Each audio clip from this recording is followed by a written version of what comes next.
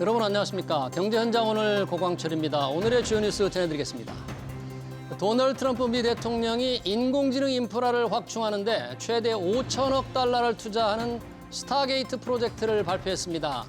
스타게이트 프로젝트는 미국의 오픈 AI, 오라클과 일본의 소프트뱅크가 합작사를 설립해 AI 인프라에 대규모 투자를 한다는 건데요. 1차 투자는 텍사스에 데이터 센터를 짓는 것으로 알려졌습니다. 네, 연초 5대 시중은행에서 2,000명이 넘는 희망퇴직자 신청이 접수된 것으로 나타났습니다. 이들은 평균 5억 원대 규모의 퇴직금을 받고 은행을 떠나는데요. KB국민은행에서는 지난 18일자로 647명의 직원이 희망퇴직으로 회사를 떠났고 신한은행에서는 541명이 짐을 뿌렸습니다. 12.3 비상계엄 사태로 악화된 소비자 심리지수가 여전히 비관적인 것으로 나타났습니다. 한국은행이 발표한 1월 소비자 심리지수는 91.1로 전월 대비 3포인트 올랐습니다. 다만 지난해 12월보다는 소폭 개선되면서 정치적 불확실성 해소에 따른 회복 기대감이 있는 것으로 보입니다. 트럼프 대통령은 중국에 대한 관세 부과 방침도 공개했습니다. 트럼프 대통령은 중국이 마약 원료인 펜타닐을 멕시코와 캐나다에 보낸다는 사실에 근거해 2월부터 10%의 관세를 부과하는 것에 대해 논의하고 있다고 밝혔는데요. 취임사에 대중국 관세가 빠지면서 유화적인 제스처를 쓰는 게 아니냐는 분석도 있었는데 실제 관세를 어떻게 부과할지, 중국은 어떻게 보복할지 이어지는 집중 진단에서 살펴보겠습니다. 네, 경제현장 오늘은 SBS BJ과 유튜브에서도 실시간 시청 가능합니다. SBS BJ를 다운받아 시청하면 더 많은 정보와 뉴스를 볼 수 있습니다.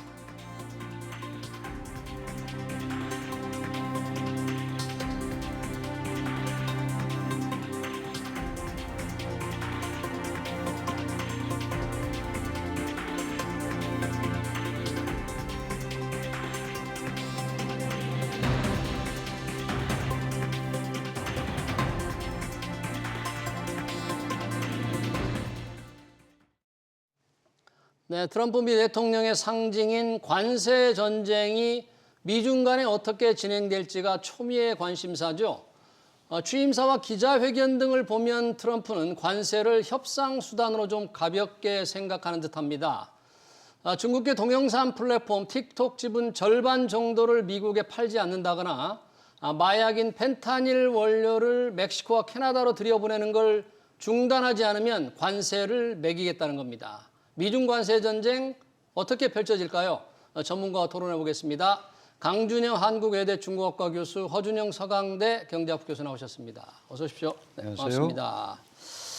자, 글로벌의 지금 초미의 관심사 미중 관세 전쟁이 실제로 어떻게 될까입니다. 취임사 이후 행정명령에서는 관세가 빠졌는데 결국 트럼프 대통령이 관세 부과 방침을 공개를 했습니다. 2월부터 10% 관세를 매기겠다 이렇게 얘기했는데 강준영 교수님 정확하게 트럼프 대통령의 이 중국 관세 의중이 어떻게 나타난 겁니까 이번에? 사실은 누구나 다 예상을 했지만 시작하자마자 60% 고율 관세를 60%. 때릴 거다 이렇게 얘기를 했고 전 세계적으로 미국에 들어오는 모든 수입품에 대해서 10에서 20% 보편 관세를 부과할 거다. 그런데 그렇죠. 지금 취임사라든가 그 이후에 어제 하루 지났습니다만 행정명령이 42건이 나왔는데 그 안에도 관세 얘기는 없었단 말이죠. 없었는데 이제 그 이후에 10% 부과 논의를 한다 이렇게 했거든요. 그러니까 논의하고 있다. 논의라는 거가 이제 그 앞에 앵커께서 말씀을 하셨습니다만은 펜타닐 문제를 먼저 들고 나왔어요. 그러니까 그 문제에 관해서 어떤 입장을 보이는지를 보고 이 10% 논의를 끌고 가고 그것이 또 만약에 미국의 특히 트럼프 개인 의중에 맞지 않으면 60% 관세 논의를 끌고 가겠다. 그런데 이 60%라는 건 실제로 대단한 이 관세율이잖아요. 사실은 그렇죠. 엄밀하게 따지면 뭐 무역이라는 거를 고만하자는 거 아니냐. 이제 이렇게까지 나오는 건데 그래서 실제로 트럼프 일기 때도 예. 미국이 중국에 대해서 45% 관세 부과를 사실 트럼프가 공언을 했었어요. 아, 일기 때 45%나? 네, 그런데 실제로 최고로 때린 게 25%고 이제 그것도 일부 품목이죠. 전 예. 품목이 아니고 보통 이제 20% 이하의 관세. 그것도 그 당시로서는 굉장한 고율 관세였죠. 예. 그렇기 때문에 협상용적인 어떤 흐름이 분명히 자리를 잡고 있고 중국 걸 좀 지켜보고 가겠다. 예. 이제 이런 생각을 하는 것 같아요. 내부적으로도 분명한 논의가 안 됐을 수도 있습니다. 왜냐하면 아직? 이게 아, 자칫 잘못하면 미국의 근원 인플레이션을 건드릴 수 있는 거거든요. 수입가가 높아지면 미국인들의 지출이 더 많이 올라갈 수밖에 그러니까요. 없잖아요. 이런 예. 것도 아직 조금은 정리가 더 필요하지 않나 이렇게 생각을 합니다. 정확하게 중국의 관세 부과 방침이 이제 확정되는데 좀 시간이 필요하지 않느냐. 여튼 뭐 10%를 다음 달부터 부과하겠다 그러니까 다음 달 하면 며칠 안 남았잖아요. 관세를 100일 나면 뭐 품목도 좀 정해야 될 것 같은데 이게 현실성이 과연 있을까 싶기도 하지만 트럼프 대통령 뭐 그냥 던진 말은 또 아닌 것 같고 현실 앞으로 점치기에 조금 불확실해요. 어떻게 될지. 그 지금 강주영 교수님께서 네. 뭐 중국 전문가시니까 예. 그 다 말씀해 주셨는데 정리해 보면 그렇습니다. 지금 두 가지예요. 하나는 트럼프 내각 내에서도 지금 정리가 안 된 겁니다. 내각 여기서 내에서는? 강경파랑 온건파가 싸우고 있어요. 예. 강경파는 뭐냐면 관세 원래 트럼프가 공약했던 대로 가자. 하워드 러스닉 상무부 장관 같은 사람 그런 사람이고요. 스캇 베센트 같은 재무부 장관 얘기는 다릅니다. 관세는 협상 카드로 쓰는 거지. 이거 이런 식으로 부과했다가 상대방도 이거에 대한 대응책을 들고 나오면 그리고 관세에 적응해 버리면 우리는 그냥 칼날만 잃게 되고 사실 얻는 게 별로 없게 된다. 인플레이션 문제도 그 중에 하나고요. 그래서 네. 이 안에서 입장 정리가 안 된 게 하나가 있습니다. 네. 두 번째로는 칼은 언제가 제일 무서울까요? 꺼내기 전이 제일 무섭습니다. 그렇죠. 트럼프가 얼마 전에 월스트리트 저널에서 1월 18일 날 무슨 보도를 했냐면 예. 트럼프 대통령이 100일 이내에 취임 100일 이내에 시진핑 중국 주석을 만나고 싶어 한다라는 얘기를 했습니다. 100일 이내에. 네, 이내. 그러면 가서 본인의 귀환을 알리고 싶잖아요. 예. 본인의 귀환을 알리는 가장 좋은 방법은 뭘까요? 정치적 이벤트가 뭘까요? G1이 G2를 만나는 겁니다. 그러면 갈 때 뭘 하고 싶냐면 내가 내 협상 카드를 맥스로 갖고 가고 싶은 거예요. 네. 하나가 틱톡이고요. 틱톡. 네, 또 하나는 관세입니다. 관세도 칼에서 뽑기 전에 칼 날 안에 두고 가는 겁니다. 예. 그리고 나서 중국이 어떤 식으로 나오는지 보고 관세율을 정할 거다라는 얘기들도 나오고 있습니다. 예, 그러네요. 두 분 보니까 이제 뭔가 이제 분위기가 확정 쪽으로 가는데 우선은 10% 관세는 그 펜타닐, 캐나다, 멕시코 들어가는 걸 이제 이유로 들었고 또 어제 취임사 첫날 취임사 이후 기자회견 과정에서는 잠깐 언급한 중국계 동영상 플랫폼 틱톡에 대해서도 얘기를 했잖아요. 뭐 틱톡이 원래 금지 조치가 내려졌는데 트럼프 대통령이 75일간 연장하면서 어떤 조건을 내걸어 가지고 이렇게 하지 않으면 매기겠다 그러는데 틱톡에 대한 입장은 트럼프 대통령은 뭐예요? 사실은 틱톡이 그 미국인의 안보를 위협한다라는 것 때문에 이제 바이든 정부 때 그리고 의회에서 통과시킨 거죠. 그래서 의회에서, 예. 실제로 13시간 동안 이제 서비스가 중지가 되기도 했었어요. 아, 그런데 그래요? 이제 트럼프 대통령이 이게 미국 사람들 1억 7천만 명이 쓰는 거고 많은 젊은이들이 쓰고 있는데 예. 이걸 갑자기 제한해버리면 문제가 생기지 않느냐. 그러면 이걸 어떻게 상생할 수 있는 방법을 마련해보자라고 해서 낸 아이디어가 예. 미국 지분이 50%가 들어가면 그러면은 합자 회사를 세우면 그러면은 계속 할 수 있는 거 아니냐. 이제 이런 유화적인 반응을 했는데 그 아주 대표적이고 상징적으로 나타내는 그림이 하나 있었습니다. 뭡니까? 취임식 날 미국 국가안전국장 지명자 옆에 틱톡 CEO가 앉았어요. 틱톡 이게 CEO가 이 틱톡 CEO가 초강경파 반중 국가정보국장 지명자 옆에 앉았다. 이게 이제 상징적으로 예. 뭔가를 그래서 유예를 한 거죠. 75일간 유예를 하면 이제 공을 중국한테 던진 거죠.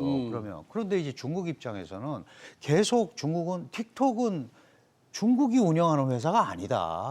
저거는 개인 회사고 민간 회사다. 시장 경제 메커니즘에 의해서 움직이는 건데 왜 자꾸 우리를 걸고 넘어가려고 그러느냐라고 얘기를 하는 거예요. 그러니까 지금 트럼프 대통령도 이거를 완전히 틱톡을 끊게 되면 상당한 소위 그 내부적 파장에 휩싸이게 돼 있습니다. 예. 왜냐하면 미국 인구의 반이 쓰고 있는데 중소기업도 소기업들도 그쪽에서 그렇죠. 비즈니스를 굉장히 많이 엄청 하더라고요. 하죠. 틱톡의 그 짧은 소위 그 쇼폼을 통한 이런 비즈니스가 네. 엄청나게 이루어지는데 이런 부분들은 문제가 생기면 트럼프한테 유리할 게 하나도 없거든요. 예. 그러니까 이런 것들이 지금 말씀하신 대로 약간 그 관망을 하면서 한번 보는 그런 거고 이제 공을 중국에다 넘겨서 그러면 이게 중국이 받아들이기가 어렵잖아요. 결국 이제 틱톡 CEO가 결정을 해야 되는 거고 그다음에 미국에서 누군가 나서서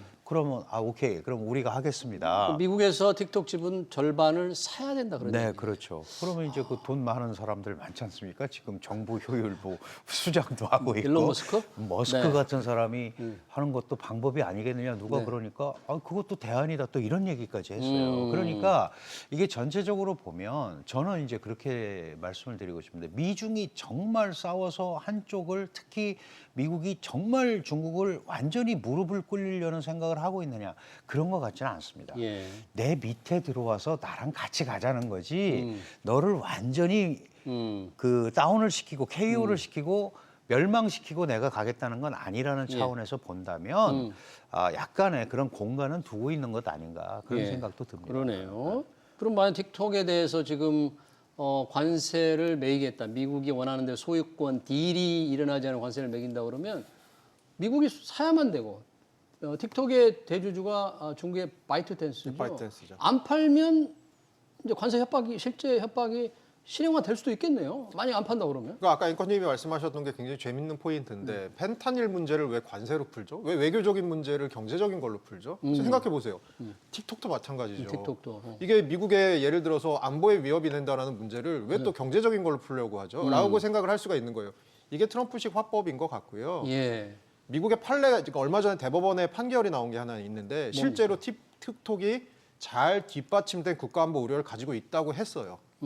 그래서 이 대법원이 뭐라고 했냐면 단속 시작될 수 있으니까 틱톡에 대한 단속이 합법이다라고 얘기를 했는데 예. 한 가지 예외가 있는데 예. 트럼프 대통령이 틱톡이 바이트댄스의 소유에서 벗어나기 위한 상당한 진전이 이루어졌음을 의회에 가서 증언을 하면 그러니까 대통령이 틱톡 중국 소유였지만 이제 많이 중국 소유에서 벗어나고 있어. 국가안보 문제 없어. 예, 문제 없어라고 증언을 하면 예. 그러면 여기에 예외 조항이 생긴다고 합니다. 그러면 지금 칼자루를 누가 쥐고 있는 거죠? 트럼프가 쥐고 있는 겁니다. 그러면 틱톡을 갖고 영업을 하는 아까 강주현 교수님 얘기해 주셨던 많은 오라클이라는 업체는 서버 제공하고 있고요. 예. 구글이랑 애플은 틱톡을 본인들의 앱스토어에 올려놓고 팔고 있습니다. 그러면 이런 테크 기업들에 대한 레버리지를 트럼프가 갖죠. 틱톡에 대한 레버리지를 트럼프가 갖죠. 예. 그리고 일론 머스크 얘기 안 할 수 없는데 일론 머스크가 얼마 전에 틱톡에 대해서 한 얘기가 있어요. 뭐라고 그랬어요? 야, 니네 거는 우리 미국에서 마음 놓고 쓰는데 원래 썼었는데 왜 내 X는 중국에서 막아놓고 있냐? 이거 뭔가 불공평하지 않냐? 사업의 일환입니다. 예. 그다음에 중국에 대한 협상 카드까지도 됩니다. 정말 일타 다피가 될 수 있는 카드입니다. 네, 그러네요. 이 틱톡에 대해서 과연 소유권 딜이 어떻게 이루어지느냐를 좀 지켜보면 관세 입장도 명확하게 될 것 같은데 어느 한쪽도 양보하기가 좀 쉽지 않을 것 같네요. 지금 미중 간에 뭔가 관세가 폭풍처럼 나올 것 같다가 잠시 초기에 좀 숨을 고르는 것 같긴 합니다만 과연 정말로 그럴지 아닐지는 자 이제 트럼프 대통령과 시진핑 주석이 뭔가 뭐 대화를 할 텐데 이미 전화 통화는 취임 전에 했더라고요. 네, 네.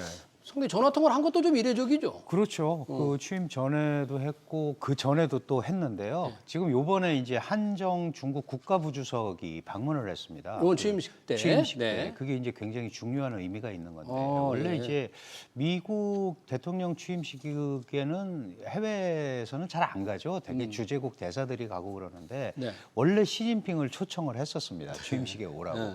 안 올 줄 알고 당연히 한 거죠. 네. 지금 가서 거기 가가지고 뭐 혹시 관세 얘기라도 하면 굉장히 어려운 상황이잖아요. 근데 한정 부주석 그러니까 우리로 치면 이제 부통령입니다. 물론 이제 중국은 당이 통치하는 국가고 사실은 정치국 상무위원이 7명이 있고요. 그 한정 국가 부주석은 지난번에는 당 서열 7위였고 지금은 국가 권력 서열 8위입니다. 국가 8위. 부주석이면 그러니까 이런 사람이 가서 얘기를 한다라는 거는 뭔가 정상회담 얘기나 이런 거를 하려고 간 거거든요. 아, 이번에 갔을 때? 그러면은 그런 게 어느 정도 얘기가 이루어지고 있을 거고 아까 허 교수님이 아주 중요한 지적을 해주셨는데 만약에 트럼프가 중국을 방문을 하면 아니면 시진핑이 오든 뭔가 그 전까지는 최대한 응축해놓고 있다가 터뜨려야 되거든요.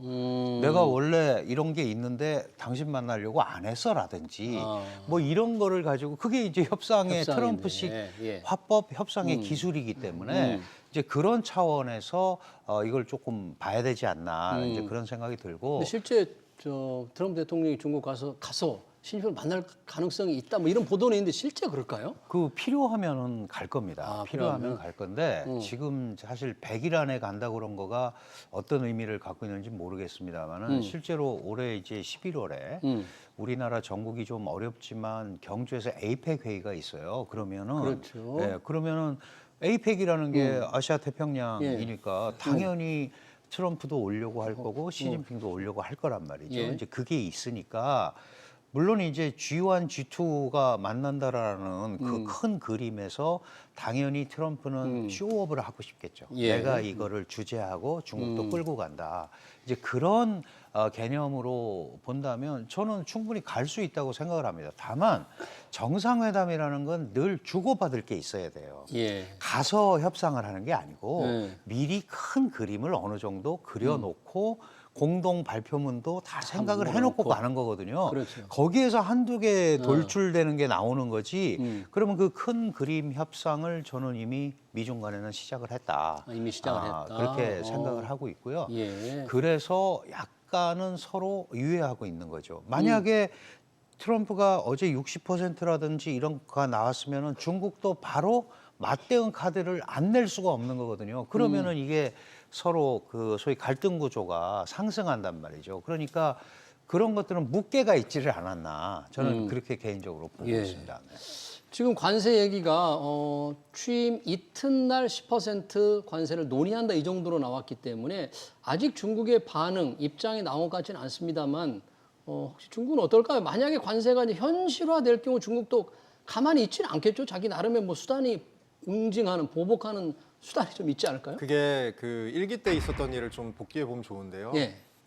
최근 들어서 그 미국에 굉장히 유명한 데이비드 어토라고 하는 MIT 경제학자가 언제 노벨상 받아도 이상하지 않은 사람이 분석한 결과가 있습니다. 데이비드 오토라고 하는 사람. 그 사람이 네. 무슨 얘기를 했냐면 분석을 해보니까 논문을 썼는데 미국이랑 중국이랑 일기 때 트럼프 일기 때 관세 전쟁을 했는데 피해자는 결국 미국이었다라는 얘기를 해요. 왜냐하면 수출품이 다릅니다. 미국이 중국에 주로 수출하는 건 농산물이고요. 그러니까 아이오와나 인디애나 같은 데서 나오는 옥수수, 뭐 귀리 이런 겁니다. 중국이 미국에 주로 수출하는 건 공산품입니다. 근데 농산품은 단점이 뭐죠? 수출이 막히면 딴 데로 보낼 때가 빨리 보내야 됩니다. 안 그러면 썩습니다. 그렇죠. 공산품은 창고에 넣어뒀다가 대체 수출처를 찾아서 보내도 되잖아요. 그런 일들이 벌어져서 사실은 그때 미국의 농업이 굉장히 많이 피해를 받고 실제로 트럼프가 3조가 넘는 보조금을 농업에다 지급하기도 했었거든요. 예. 그런 측면에서 중국은 아마 이번에도 영민하게 움직일 겁니다. 그래서 수출품의 구조상 우리가 절대 불리한 게임이 아니다라고 생각하고 있을 것 같고요. 네. 예, 그런 의미에서 할 것 같고 그다음에 그래서 미국에 대한 수입 제한 같은 거 할 것 같고요. 미국의 수출품이 넘어오는 것에 대해서 우리는 수입 제한 좀 하고 관세도 물론 전쟁을 하겠고요. 예. 그다음에 중국이 갖고 있는 히토류 같은 거 첨단 그 원자재 수출 같은 거 제한할 수도 있고요. 그리고 중국 관광객 미국 넘어가는 거 막을 수도 있고요. 뭐 금융 제재 같은 것도 직접적으로는 못해도 미국 국채를 좀 던지는 일들을 조금 더 지금보다 활발하게 할 수도 있고요. 여러 네. 가지로 중국은 카드를 갖고 있을 것 같습니다. 그러면 트럼프 대통령이 지금 관세 매기겠다고 위협을 했는데 실제 허 교수 말씀 들어보면 뭔가 중국의 대응 수단이 굉장히 이제 많은 것처럼 들립니다. 그러니까 중국도 만만치 않은 거죠. 전쟁을 한번 붙으면 충분히 싸울 수 있다. 우리도 그런 네, 거겠네요. 그런 그 사실은 어렵죠. 중국은 왜냐하면 미국에 팔아야 되는 입장이니까 어려운데 이런 생각은 하는 것 같아요. 우리가 트럼프 1기 때 4년도 견뎠다. 우리가 망했냐 안 망했다 이거예요. 예. 약간 방식을 다르게 한 바이든 시대 4년도 견뎠다. 바이든 대통령도. 그리고 그 사이에 우리가 일부 과학기술은 상당한 진전을 가져왔다. 그리고 전 세계는 역시 아직도 글로벌 밸류 체인의 40%를 차지하는 메이드 인 차이나를 쓰지 않으면 안 된다. 돌아가지 않는다. 이제 이런 그 일종의 자신감도 있는 거예요. 그러니까 지금 아주 중요한 지적을 해주셨는데 이게 그 수출입 품목이 구조적으로 다르기 때문에 대응할 여지가 있다라고 약간은 생각을 하는 것 같아요. 물론 다만 이제 미국은 워낙 부가 많이 있고 중국은 지금 굉장히 빈부격차도 심하고 발전 도중이란 말이죠. 경제도 조금 상황이 좀 어렵고. 그러니까 그거를 지금 대놓고 얘기하기는 굉장히 어렵습니다. 다만 바이든은 규범에 기반한 질서라는 걸 가지고 스크럼을 짜가지고 중국을 압박을 했어요. 공급망이나 뭐 IPEF라든가 예를 들면 이런 거. 근데 트럼프는 그런 걸 싫어하잖아요. 내가 왜 n분의 1이 돼서 미국, 중국이나 뭐 한국이나 이렇게 얘기하냐. 1대1로 얘기하면 되지. 그 얘기는 거꾸로 얘기하면 1대1 탑다운 방식을 통해서 소위 양국의 지도자들끼리 풀 수 있는 공간이 좀 있을 수 있다. 지금 트럼프가 가장 아파하는 부분이 뭐냐 하면 그때 관세를 부과를 하고 어쨌든 미중 무역 전쟁이 생겼을 때 약 2,500억 불어치의 농산품 에너지를 중국이 수입하기로 했었어요. 2,500억 달러치를. 네. 그랬는데 코로나를 만났습니다. 이 코로나 팬데믹이라는 게 뭐 인적, 물적 뭐 이런 걸 다 제한을 하고 중국은 또 봉쇄 정책을 했잖아요. 그래서 사실 그 약속을 하나도 못 지킨 거죠. 그럼 트럼프 입장에서는 지금 하 교수님 지적한 대로 아니 내가 저거 다 해줬는데 못해서 보조금 주고 한마디로 말로는 약속을 안 지켰다고 계속 얘기를 하는 거예요. 그러면 중국 입장에서 거꾸로 그러면 내가 농산품 사주고 에너지 사주고 어차피 필요한 거니까 식량 위기도 있고 에너지도 부족하니까 이렇게 하면 조금 유화적으로 풀어갈 수 있지 않을까라는 생각도 시진핑 행정부 입장에서는 하고 있다. 저는 큰 그림에서는 그런 흐름이 있다고 봅니다. 네. 트럼프 1기 때 살려고 했던 미국 제품을 수입하려고 했던 게 2,500억 달러 정도였는데 그때 이후에 코로나 때문에 못했기 때문에 이걸 다시 수입을 재개하는 그런 걸 약속을 함으로써 뭔가 미국과 이제 협상을 하지 않을까 이렇게 생각이 되는데요. 아까 이게 바이든 행정부의 규제도 얘기했는데 실제 바이든 행정부는 퇴임 직전까지 계속 그 첨단 기술 규제 임기 마지막까지 쏟아냈잖아요. 이게 트럼프는 물론 지금 관세 아직 구체화하지는 않았습니다만 대중국 규제, 첨단 수출 통제라는 이런 면에서 좀 많이 차별화가 좀 될까요? 아마 이제 강주현 교수님이 저보다 훨씬 더 여기에 대해서 많이 알고 계실 것 같은데 제가 지금 파악하는 바는 제가 이해하는 바는 그렇습니다. 훨씬 더 강한 맛에 바이든보다 아까 말씀하셨잖아요. 바이든의 또 다른 형태의 4년도 견뎠다라고 중국이 생각했는데 바이든의 사실 대중 정책이 많은 부분 트럼프 일기에서 온 겁니다. 다만 방식이 약간 다른 거죠. 그러니까 바이든 같은 경우는 아까 말씀하신 대로 자 우리 편 모여봐. 자 중국 때리고 싶은데 한국 뭐 할 거야? 일본 어떻게 할 거야? 자 우리 편. 요거라면 트럼프는 1대1입니다. 자, 왜 내가 한국하고 일본하고 손을 잡어? 내가 그냥 중국 때리면 되지. 그리고 바이든 행정부의 생각은 기본적으로 야, 우리는 여전히 중국의 싼 제품들 필요해. 그래야지 인플레이션 관리도 되고 돼. 다만 중국이 첨단 산업이나 안보와 관련된 거 하는 건 싫어. 이거는 우리가 띄어낼 거야. 이게 영어로 표현하면 디리스킹인 거죠. 디리스킹. 그러니까 리스크만 제거한다는 거죠. 위험 관리. 네. 근데 트럼프는 디커플링인 거죠. 적어도 표면상으로 보이긴. 아까 이제 강주현 교수님께서는 진짜 그렇게 하기는 힘들 거다라고 얘기하셨지만 디커플링은 뭐냐면 야 중국을 아예 그냥 글로벌 공급망에서 밀어내고 싶어라는 게 하고 있는 얘기이긴 합니다. 훨씬 더 강한 버전인 거죠. 자, 정말 어떻게 나타날지는 지금 말만으로는 트럼프 대통령의 말만으로는 알 수는 없어요. 예고는 계속 돼 있지만 좀 구체화한 걸 봐야 되는데 트럼프 대통령이 취임 첫날 그 얘기는 했습니다. 기존의 무역 정책을 재검토하라. 그래서 미국 우선주의 무역 정책에 서명을 했습니다. 그리고 미 재무부에는 주요 교역 상대국의 환율 정책을 점검해서 환율 조작 등에 대응하라. 이런 여러 가지 결정에도 조금 중국을 의식하고 내린 결정이라고 봐야 할까요? 당연히 있죠. 그러나 중국만을 겨냥한 건 아니고 그 트럼프 입장에서는 미국에 손해를 끼치는 모든 부분을 재검토한다라는 차원이 훨씬 강한 것 같아요. 그러니까 모든 미국과의 자유무역 협정을 전면 재검토를 지시를 했단 말이에요, 지금. 그러면 이제 우리도 한미 FTA도 또 영향을 받을 수밖에 없어요. 그러니까 우리가 왜 불리하게 자꾸 개입이 돼 있느냐라는 부분에 대해서 그 부분을 트럼프의 입장에서는 못 참는 겁니다. 그러니까 당연히 바이든이 내린 78개 행정명령을 다 폐기하라라고 또 취소를 시켰잖아요. 그러면 중국 입장에서는 사실 중국은 우려가 있죠. 어떤 우려가 있냐면 트럼프 일기 때 트럼프가 잘했다고 생각하는 거 플러스 네. 바이든 때 바이든도 잘한 게 있잖아요. 트럼프가 생각해도 저런 거는 괜찮았어. 한 거를 더 하고 여기 부족한 부분을 자기가 트럼프 2.0에서 메꾸려고 하면 이게 중국 입장에서 보면 상당히 종합적으로 자신들을 올가매는 이런 게 생길 가능성이 있거든요. 예. 그런 차원에서 지금 트럼프가 얘기하고 있는 여러 가지 얘기들이 전부 중국과 연결이 돼 있는 예. 그런 구조라고 당연히 중국은 우려를 하는 겁니다. 예. 그리고 실제로 지금 허 교수님도 지적을 하셨습니다마는 이 1대1로 상대하는 걸 좋아하니까 바이든은 상대적으로 다르죠. 바이든은 의회 정치인이고 그러니까 규범에 기반한 질서. 나 혼자 이걸 안 하겠다 이거예요. 스크럼을 같이 짜자. 그러니까 회의를 해서 나와 다른 사람을 교화시키거나 우리 쪽으로 끌어들이거나 예. 이런 걸 했는데 시진핑은 우리 방식으로 간다고 안 들어왔단 말이죠. 그러면 그걸 어떻게 할 건지 그런 부분에 대해서 트럼프는 앞으로 아주 다양한 본인은 중국 제어에 대해서 확실한 개념을 갖고 있지만 방법론으로 어떻게 할지는 불가의 직성이 있는 것들이 상당히 있을 수 있는 겁니다. 예측하기 어렵고 불확실하고 어떻게 나올지 모르는 거예요. 우리가 본인만 세상에 확실한 거예요. 본인만 확실하고. 중국은 때려야겠다 이거는. 네. 사실 지금 우리가 중국 얘기를 하고 있습니다만은 아까 얘기한 그 기존의 무역 정책 재검토라든지 환율 조작 대응 이게 우리와도 직간접으로 지금 관련이 돼 있는 것 같습니다. 미중 간에 이제 특히 미중 간의 전쟁이 일어나면 그 효과, 영향, 부작용을 직접 받을 것 같은데 자, 우리는 미중 간의 갈등에 대해서 뭐 대비할 방법이라도 좀 있습니까? 어떻게 해야 될까요, 우리는?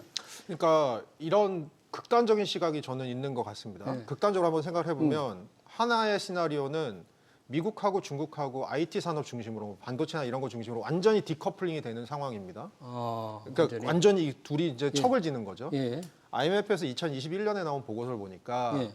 이렇게 두 나라가 극단적으로 척을 졌을 때 가장 피해를 보는 나라는 어디냐 시산을 해봤어요. 어디? 1위는 당연히 중국이죠. 중국이 제일 피해를 보죠. 예. 아까 말씀하신 대로 미국은 부자니까. 예. 중국은 큰 나라이지만 아직 갈 길이 좀 남은 나라니까 중국이 피해를 보겠죠. 2위가 어디냐면 놀랍게도 미국이 아닙니다. 한국입니다. 아, 우리나라요? 중국 예, 다음에 IMF 더 시산한 거로 따지면 2위가 한국입니다. 왜 네. 한국일까라고 생각해 보면 네. 이런 얘기 하시는 분들, 이렇게 생각하시는 분들 계십니다. 그것도 뭐 어느 정도 일리가 있는데요. 아니 중국이랑 우리나라랑 최근에 글로벌 시장에서 경쟁도가 올라가고 있잖아. 우리가 잘하는 거 반도체, 메모리 반도체 이런 거 중국도 따라오고 있잖아. 그러면 중국을 글로벌 공급망에서 배제시켜버리고 시장에서 퇴출시켜버리면 우리 반사이익. 우리 반사이익이 있는 거 아니야? 근데 우리는 문제는 뭐냐면 아직도 작년 기준으로 19.8%의 수출품이 중국으로 갑니다. 네. 미국이 18%였거든요. 작년에 제일 수출국은 중국이었어요.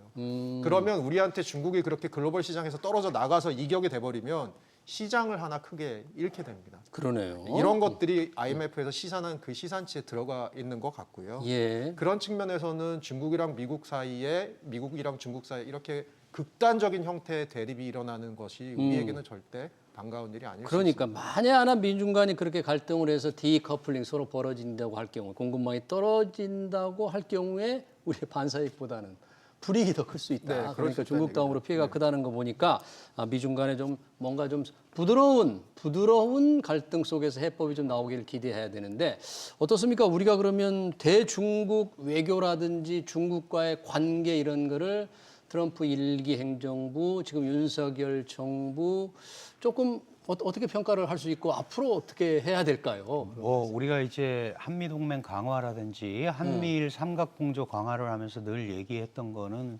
기본적으로는 이제 북한 핵에 대한 위협 이런 거를 우리가 상쇄할 방법이 없기 때문에 그러나 정치와 안보와 경제가 분리될 수 없다 이렇게 얘기를 했던 거예요. 그런데 모든 거를 일률적으로 그렇게 할 수는 없습니다.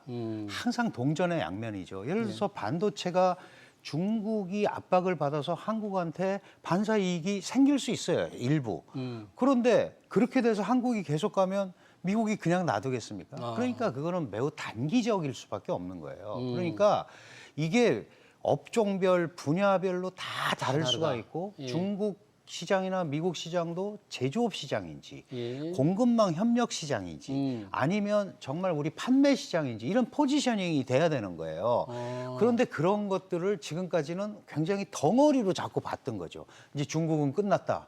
그럴 리가 있습니까? 중국은 최상위 제품부터 최하위 하단 제품까지 다 만들어내는 국가거든요.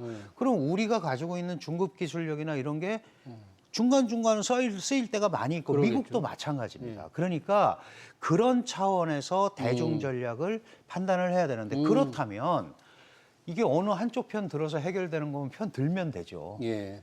뭐 일본 같이 탁 다리 붙잡고 들어가면 미국 다리를 되는데 붙잡으면 되는데 우리는 그런 게 우리는 아니다. 안 되니까 예. 그렇다면 아닌 건 아니고 되는 건 된다라고 해서 선택보다는 계속 지속적인 설득을 하면서 새로운 균형점을 찾는 거를 우리가 노력을 해야 된다. 예. 어렵습니다, 물론. 그럼에도 그렇게 하는 것이 우리의 장기적인 어떤 흐름을 가지고 가는 데는 훨씬 좋다. 이런 생각을 합니다. 네, 미중 간에 힘들지만 새로운 균형점을 찾아야만 그 피해를 좀 최소화할 수 있다 그런 얘기로 마무리를 하도록 하겠습니다. 미중 간에 예상되는 관세 전쟁과 우리의 전략 토론 여기서 마치겠습니다. 지금까지 강준영 한국외대 중국학과 교수, 허준영 서강대 경제학과 교수였습니다. 고맙습니다. 맞습니다.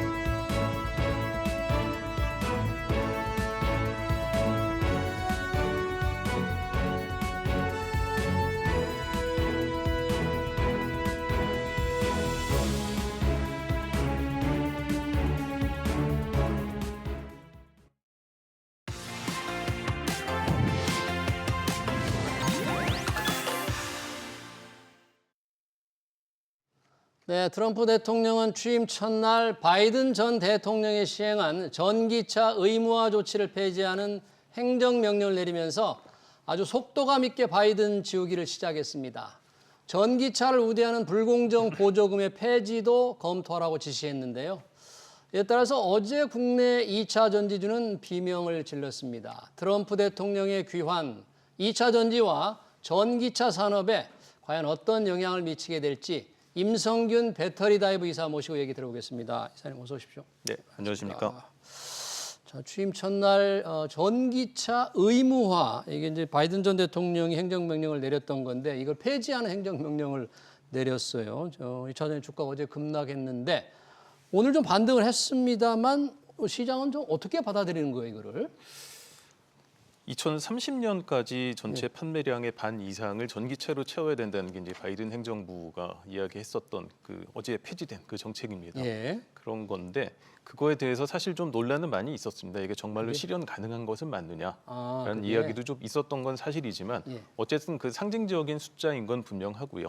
그 상징적인 숫자가 없어졌다는 사실 자체는 시장을 놀라게 하기 충분하다고 생각합니다. 근데 뭐 이미 엊그저께 취임했습니다만 예. 당선 이후 계속 그리고 이제 후보 시절에도 계속 여러 가지 메시지를 냈는데 예. 좀 놀라운 것들을 많이 놓잖아요. 그렇죠. 네, 근데 그거를 그대로 다 할 것이냐 생각을 해보면 예. 반드시 그렇진 않다는 게 지금까지 이제 우리의 경험이고요. 예. 그것들이 나온 배경은 그것들은 여러 가지 협상 카드이고 이런 여러 가지 카드들을 쭉 꺼내 놓고 그러면 너희 대안은 뭐니, 너희 답은 뭐니? 를 요구하는 게 이제 트럼프 협상 스타일이라고 한다면 예. 그렇게 테이블에 올라와 있는 여러 가지 카드 중에 한 장이고요.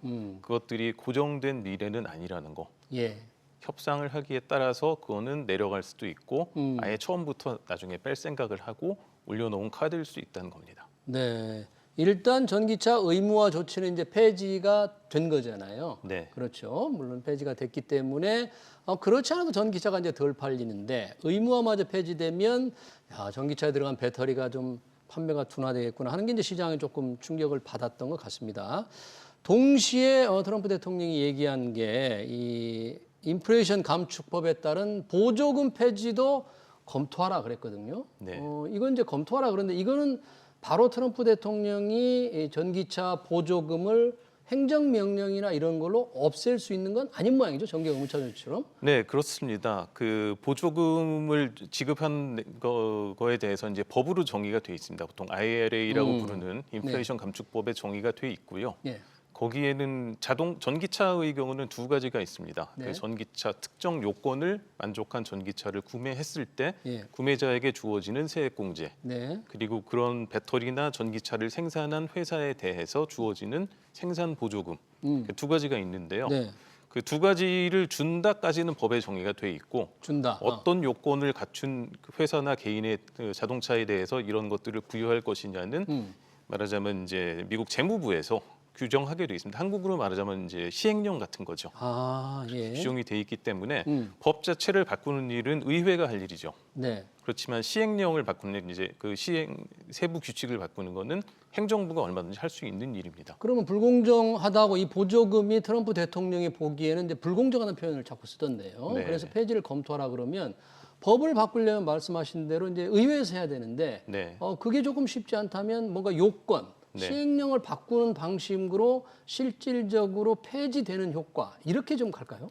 그렇게 움직일 가능성이 높다고 생각합니다. 어. 지금 아까 말씀드린 두 가지에서 이제 개인이 어떤 요건을 갖췄을 때 요건을 갖춘 전기차를 샀을 때의 보조금에 대해서는 특히 좀 그렇게 될 가능성이 높다고 생각하는데요. 예.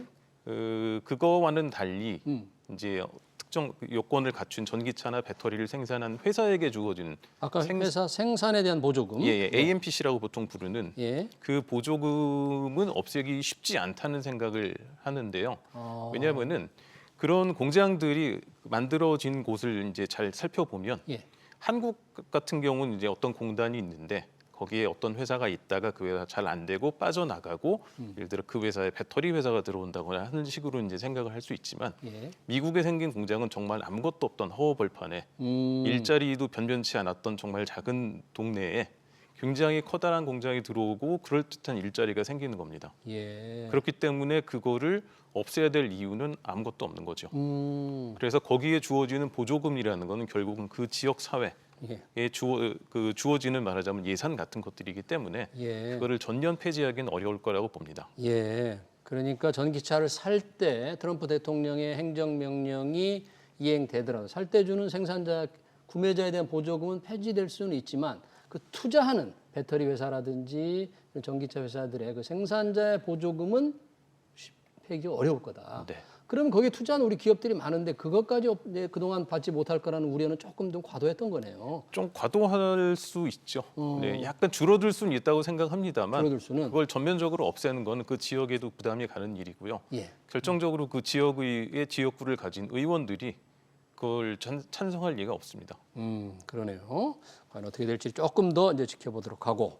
자, 이 전기차 판매 동향, 우리 시장에서도 과연 걱정이 좀 있는데, 전기차 의무화 교육이 폐지된다 그러면 이 자체만으로 미국에서 전기차 판매가 조금 둔화될 가능성이 있잖아요. 일단 폐지가 된다 그러면. 네. 근데 그 전기차를 가장 많이 파는 테슬라의 일론 머스크는 아주 이 조치를 환영하던데, 일론 머스크 생각은 뭡니까? 이게? 현재 미국에서 이제 전기차를 생산하고 있는 회사들 중에 예. 그 전기차로 돈을 벌고 있는 회사는 테슬라입니다.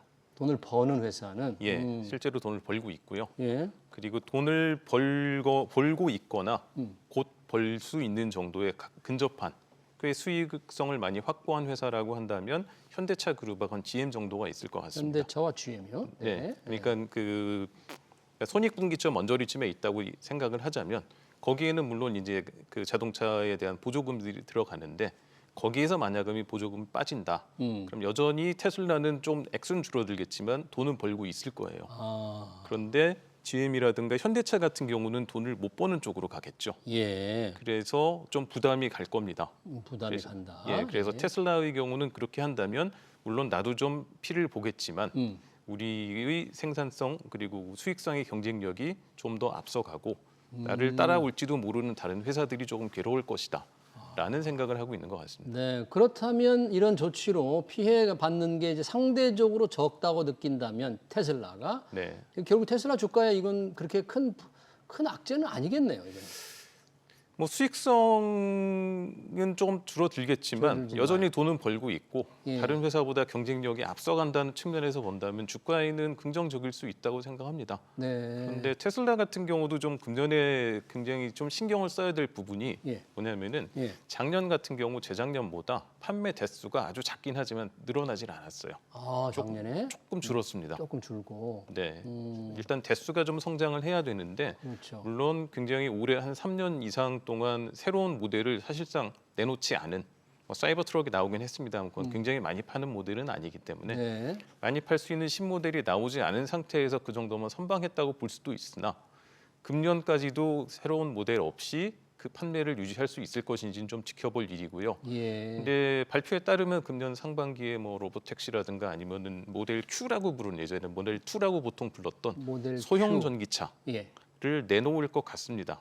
이제 이것들이 얼마나 잘 팔리는지에 따라서 그 테슬라의 주가는 영향을 많이 받을 거고요. 네. 사실 주가만 놓고 따지면은 실적에 이렇게 딱딱 맞춰서 올라가고 내려가고 하는 건 아니기 때문에 다른 요인들도 좀 많이 반영이 돼 있다고 생각합니다. 네, 일단 작년엔 테슬라 판매가 좀 줄었는데 올해는 사이버 트럭이라든지 이 새로운 모델 Q 이런 거 판매를 조금 보면 그게 네. 실적에 영향을 미칠지 어느 정도 영향을 미칠지 좀 지켜봐야 되겠다 그런 얘기네요. 아까 테슬라가 미국에서 전기차로 돈을 벌고 있는 회사고 지금 수익성 언저리에서 왔다 갔다 하는 게 우리 현대차라고 말씀을 해주셨는데 그럼 현대차도 이제 이 전기차 의무 조치가 폐지되면 부담을 받을 텐데요. 현대차는 그 어떻게 이걸 좀 돌파하겠다는 계획을 갖고 있나요? 당연히 보조금이 없어진다면 혹은 줄어든다면 영향 받을 겁니다. 예. 전기차 판매는 줄어들 텐데 예. 그래서 원래는 전기차 전용으로 기획을 했었던 조지아주에 작년 연말에 이제 가동을 시작했던 그 메타플랜트라고 부르는 공장이 있어요. 메타플랜트 조지아주에. 네네. 네. 그 공장에서 원래 전기차를 전용으로 생산하려고 했는데 그 공장에서 이제 하이브리드 자동차도 생산을 하겠다라고 어, 이야기를 하고 있고요. 예. 그리고 그 가동도 아마 조금씩 천천히 올릴 수 있을 것 같습니다. 음, 원래 금년 4분기부터 시작한 이제 전기차의 플랫폼이라고 부르는 예. 전기차의 뼈대를 이루는 기본적인 구조를 플랫폼이라고 부르는데 예. 새로운 플랫폼에 기반한 전기차를 금년 4분기부터 올 4분기부터. 생산할 예정이었어요. 예. 근데 그걸 내년 1Q, 1, 4분기로 조금 뒤로 미루면서 미루고. 약간 속도 조절을 하고 있는 느낌입니다. 네. 그리고 하이브리드로 좀 하이브리드 판매로 네네. 좀 늘려가는 거. 네. 네. 그래도 다행인 점은 예. 현대차가 전기차 이외에도 예. 수익성이 괜찮은 SUV 같은 차에서 미국 시장에서 특히 그리고 하이브리드 굉장히 잘 하고 있기 때문에 예. 돈을 조금 덜 벌거나 혹은 늦게 벌기 시작하더라도 그때까지 버틸 수 있는 체력은 상대적으로 괜찮다는 평가를 받고 있습니다. 네, 그렇군요. 자, 지금 전기차 판매 성장률이 둔화되니까 우리가 이제 뭐 캐즘이다, 일시적인 판매 둔화다 이런 표현을 좀 쓰곤 했는데 이런 의무화 조치까지 폐지되면 판매 둔화가 확연해지는 거 아닌가 이런 생각을 해볼 수가 있는데 올해 혹시 전기차 판매 예상은 어떻게 나옵니까? 이번 조치 같은 게 조금 감안을 한다면 또 달라질 수도 있나요? 어떻습니까? 이번 조치가 사실 이거 알려진 게 얼마 전이 아니고 사실은 트럼프가 이제 후보 시절부터 알려졌기 때문에 예고를 해왔기 때문에. 네, 내가 당선되면 이렇게 하겠다라고 이야기했던 것들을 그대로 지금 이야기를 하고 있는 거잖아요. 그렇기 때문에 뭐 아주 새로운 뉴스는 아닙니다. 그래서 보통 이제 연말쯤 되면은 금년 시장과 내년 시장은 이렇게 될 것 같다라고 이제 많은 기관들이 발표를 하는데요. 네. 이런 것들에도 불구하고 전기차 시장은 그래도 좀 전체적으로 성장을 하지 않을까라고 보는 견해가 대부분인 것 같습니다. 성장을 할 거다. 어떻게 나와요? 예. S&P의 그 수가 발표한 전망을 보시자면 예. 전체적으로 작년에 이제 1,150만 대에서 금년에 한 1,500만 대 정도로 한 30% 정도 대수 기준. 30% 가까이. 예. 뭐 증가율이 꽤 되네요. 이 정도면. 예, 작지 않습니다. 작지 않은 수준이고요. 예. 물론 그 중에서 제일 큰 게 중국 시장입니다. 작년에 이제 660만 대에서 금년에 한 790만 대 갈 거라고 보는데 예. 이 중국 시장 같은 경우는 실제로 전체 시장의 반을 넘어가기 때문에 그리고 중국 시장에서 팔리는 새로운 차 중에 중국에서 이제 신에너지 차라고 부르는 예. 배터리 차와 플러그인 하이브리드를 포함한 숫자긴 합니다만 그게 반이 넘어갔어요. 새로운 차의 절반이 전동차다, 전기차, 하이브리드. 네. 대단합니다, 중국 시장은. 네, 그 보조금의 힘이라고 봅니다. 보조금의 힘이다. 네, 여전히 금년에도 보조금을 똑같이 주겠다고 이야기를 하고 있는데 예. 그럼에도 불구하고 전체 차의 반이 넘어갔기 때문에 성장률 자체는 조금씩 주춤주춤할 가능성은 있으나 네. 어쨌든 중국 시장이 가장 클 거라고 보고요. 예. 우리가 좀 관심이 많이 있는 미국 시장도 여전히 성장할 거라고 보고 있습니다. 작년에 미국. 130만 대에서 금년에 180만 대로 80만 대. 네, 한 36% 정도 성장을 할 거라고 보고 있고요. 예. 좀 고무적인 것은 이 S&P 말고 다른 것도 얘기를 합니다만 예. 배터리 전기차의 침투율이 예. 새로 팔리는 차 중에 배터리 전기차가 몇 %나 될 거냐. 그래서 순수 이제- 전기차. 예, 순수 전기차입니다. 예. 드디어 두 자릿수에 진입할 거라고 보고 있습니다. 순수 전기차가. 네. 네. 뭐 유럽 시장 같은 경우 내년에는 이제 전체 자동차 판매량의 20%를 대수 기준으로 전기차로 채워야 됩니다.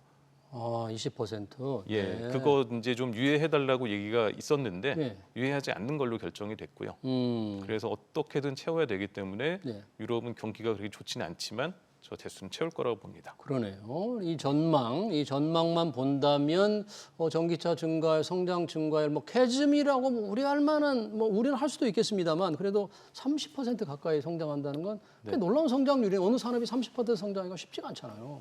30% 성장하는 산업이 잘 또 없죠. 없잖아요. 예. 네, 그러니까요. 우리가 우려는 하고 있는데 실제는 30% 성장한다. 그런데 우리 전기차에 가장 원가를 많이 차지하는 2차 전지 우리 기업들 많이 투자했는데 왜 2차 전지 주가는 이렇게 힘을 못 쓰는지 이번에 이제 미국 2차 전지 회사들 미국에도 투자를 많이 늘렸는데 만약에 전기차 의무화 계획 폐지된다 그러면 수익성이 어떨까요? 우리 지금 2차 전지 회사들 수익성이 굉장히 안 좋아졌죠. 예, 좀 안 좋아진 게 사실입니다. 그럼에도 불구하고 LG 에너지 솔루션 같은 경우는 4분기 이제 잠정 실적 발표한 데 보면은 보조금을 포함한 거긴 합니다만 예. 작년 4분기에 살짝 플러스로 돌아섰습니다.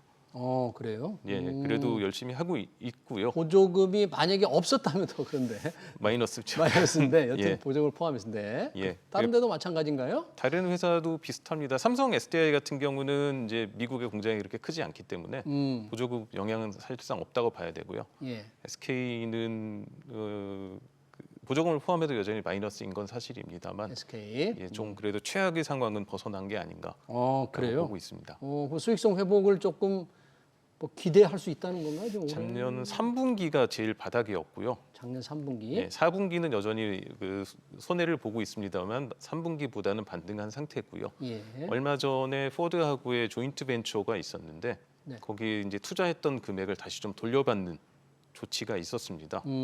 그래서 현금이 한 4조 정도 갑자기 좀 생겨서 네. 재무 여력도 조금 나아진 것 같고요. 네. 그런 식으로 좀 재무적으로 그리고 사업 실적 측면에서도 조금씩 나아지는 모습을 보이고 있는 건 사실입니다. 그래요. 저는 2차 전지 회사들 수익성이 워낙 안 좋아져서 네. 이러다 정말 저 큰일 나는 게 아닌가. 적자 보는 회사는 도저히 이게 회생불능 아닌가 싶었는데 조금 긍정적인 측면을 조금 보고 계시네요. 아무래도. 네. 좋습니다. 우리 2차 전지 업계들 희망적인 면도 있을 테고 또 아주 부정적인 면도 있을 것 같아요. 지금 전기 수요가 많이 늘어나니까 뭔가 그런 부분에서 기대감이 있을 것 같기도 한데 전기차가 이 판매가 예상대로 과연 늘어날지에 대한 궁금증도 있고 어떤 문제들을 좀 안고 있다고 봐야 됩니까? 우리 전기차 회사. 일단 가장 큰 현상적인 이유는 시장 점유율이 하락했다는 점입니다. 시장 점유율. 예, 한국의 배터리 3사가 매출이나 판매량이 늘어난 건 사실이에요. 예. 늘어난 건 사실인데 시장 성장보다는 빠르게 늘어나지 못했다는 거.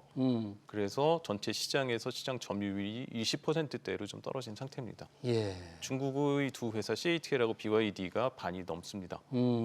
그런 상황에서 20%대로 시장 점유율이 떨어졌다는 이야기고요. 예. 그냥 직접적인 영향은 제 생각에는 시장에서 바랬던 시장이 필요로 하는 그런 배터리를 제때 개발해내지 못했던 것 같습니다. 예. 정확히 말씀드리면 LFP 배터리 쪽의 라인업이 예. 없었습니다. 그 3원계 배터리, 3원계 중심으로 했었고요. LFP 리튬 인산철 배터리 같은 경우는 조금 저렴합니다, 재료가. 예. 니켈이나 코발트 같은 비싼 재료를 쓰지 않아도 되는데 대신에 성능은 조금 부족하다고 이야기하긴 합니다만 예. 그 중국의 두 회사들은 그 리튬 인산철 배터리를 가지고 굉장히 훌륭한 쓸만한 자동차 회사들이 쓰고 싶어할 만한 배터리를 만들어내는데 성공을 했어요. 됐다. 그래서 시장을 많이 가져간 게 사실이고요. 예. 근데 그거에 대해서 대응할 무언가가 있어야 되는데 한국 회사들은 리튬 이온 처리 일단 없었고요. 예. 그걸 대응할 만한 다른 기술이 없었습니다.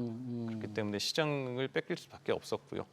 다행히도 지금은 그 기술을 개발을 하고 있고요. 예. 곧 양산을 시작할 것 같고요. 예. 또 다른 하나는 그 계속 유지를 해왔던 삼원계 배터리에서 새로운 폼팩터, 예를 들어 4680 배터리 같은 경우 굉장히 생산성도 좋고 예. 그 아무나 할 수 없는 많은 기술과 노하우가 들어가는 그런 제품인데 이건 이제 최초로 그 LG 에너지 솔루션이 양산 시작했습니다. 네. 긍정적인 뉴스들이 있긴 합니다만 네. 타이밍은 살짝 좀 늦어진 게 아쉽긴 한데요. 예. 그래도 하고 있으니까 그래도 좀 긍정적인 뉴스들을 앞으로 좀 더 볼 수 있지 않을까 그렇게 생각합니다. 네, 잘 들었습니다. 미국의 트럼프 대통령이 발표한 전기차 의무화 계획 폐지와 우리 2차 전지 회사들의 향후 전략까지 잘 들었습니다. 지금까지 임성균 배터리 다이브 이사였습니다. 선생님 고맙습니다.